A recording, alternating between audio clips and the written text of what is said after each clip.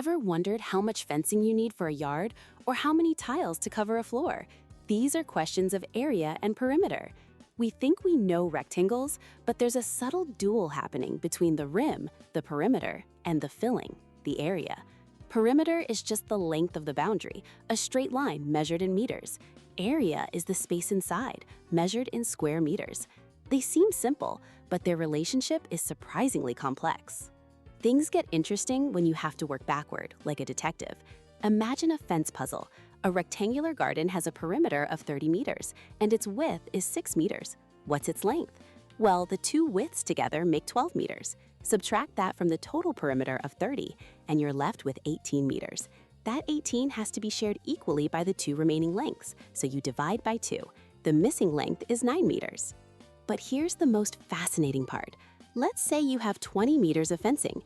You could build a long, skinny pen that's 9 meters by 1 meter. Your area would be just 9 square meters. But what if you use that same 20 meters of fence to build a perfect square, 5 meters by 5 meters? Suddenly, your area is 25 square meters. Same perimeter, but nearly triple the space inside. This isn't a trick. It's a fundamental rule. The closer a rectangle is to a square, a larger its area will be for the same perimeter. This matters when designing a room. You use area to calculate the cost of flooring, but perimeter to calculate the cost of skirting boards. Two different measurements for two different jobs from the exact same shape. So area and perimeter aren't just formulas.